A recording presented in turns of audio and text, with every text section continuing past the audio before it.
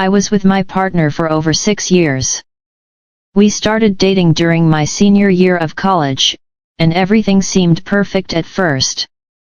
We were in the same city for the initial months, but then he lost his job. That marked the beginning of a long-distance phase. He moved back home, which was across the country, while I stayed behind to continue working. Despite the distance, we made it work. We visited each other often, traveled together, and even made plans for a future where we would eventually live in the same city again. When COVID hit, our time apart stretched even longer. However, during this time, I made an effort to visit him whenever I could. There was even a year when my work assignments allowed me to travel to his city frequently, and I took every opportunity to see him. Our relationship, though challenged by distance, felt strong and stable. Eventually, he found a new job in his city, and at that point, I realized that I didn't want to do long distance anymore. I decided to take a big step. I left everything behind to be with him. I found a better job, used the relocation money to move, and even sold my condo in my hometown. I uprooted my entire life, friends, family, career to start a new chapter with him. We moved in together, got an apartment, and even brought my cat along. Things seemed to be going well for about a year. We were hosting friends, making memories, and building a life together.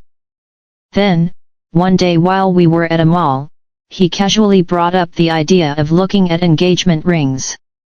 That moment felt significant. Over the next few months, we seriously discussed marriage, planned a trip to Europe, and while we were there, he proposed. I was thrilled.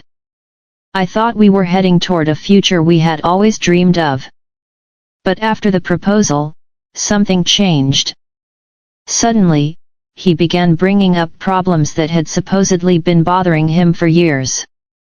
Issues that, in 6 years, he had never mentioned before. Things that, to me, seemed like excuses. I had not changed, yet he started treating me differently. I now believe that after the proposal, he had a moment of realization, an OSHT moment where he panicked about commitment.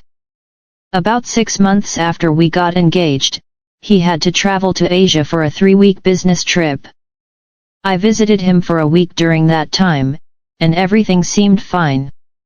But after I left, he met a woman on a group tour. They spent half a day together, and apparently, that was enough for him to start an emotional affair. I had no idea about her until I noticed something suspicious. One night, he told me he was going to the gym, but when I checked his location, he wasn't there. Then, another time, I tried calling him on Facebook Messenger, and I got an error message saying that he was already on another call. That's when it clicked. I confronted him, and when I asked to see his messages with her, he hesitated. When I finally did, I saw that the texts weren't explicitly inappropriate, but they had a certain undertone. It was clear he had developed feelings for her. He tried to justify it, saying, "We have problems, and my mind is wandering." That's when I laid it out for him. He had non-platonic thoughts about another woman while still being engaged to me. I told him to stop talking to her if he valued our relationship. He said he would. I believed him. 9 months passed. We went to couples therapy. We tried to work things out. But he started shutting down emotionally. Whenever we had serious discussions, he would say, "I can't do this." That turned into, "I want a break," and eventually, "I want to break up." I should have left then, but I didn't. I kept trying to make it work. At some point, he started talking to her again. This was when he asked if we could continue living together but not speak to each other. I stupidly agreed. That arrangement was unbearable. After about a week, he confessed that he had feelings for her.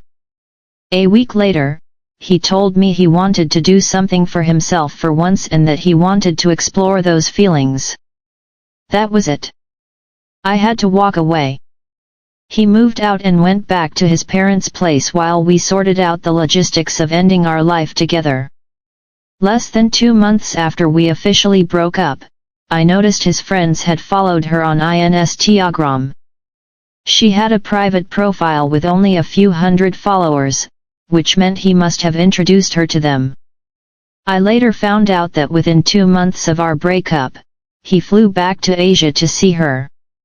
Not long after, a couple's Instagram account popped up with their picture as the profile image and a bio that read, "Our story, written with love, by love, for love." The whole thing made me sick. Not just because he moved on so quickly, but because of how little respect he had for our history. His friends, whom we had hosted regularly at our place, didn't even hesitate to embrace this new girl. Even they thought he was being way too obvious about the timeline. Looking back, I can see how much I compromised. I was with him for nearly 3 years when he was unemployed. I supported him emotionally, financially, and mentally when he had no job and felt like a failure. I was there for him when his parents pressured him about his career. I made sacrifices for him. And in the end, the moment he got his life together, he decided I wasn't what he wanted anymore. I regret not leaving sooner. I should have walked away when I first caught him emotionally cheating. I should have prioritized myself. But I have learned my lesson. I will never lose my autonomy in a relationship again. I now understand my worth, and I know that I deserve someone who truly values me. If you're in a relationship where you're the only one making sacrifices, take this as a warning: love should be mutual. If someone is unsure about you, let them go, because trust me, they won't hesitate to let you go when it suits them.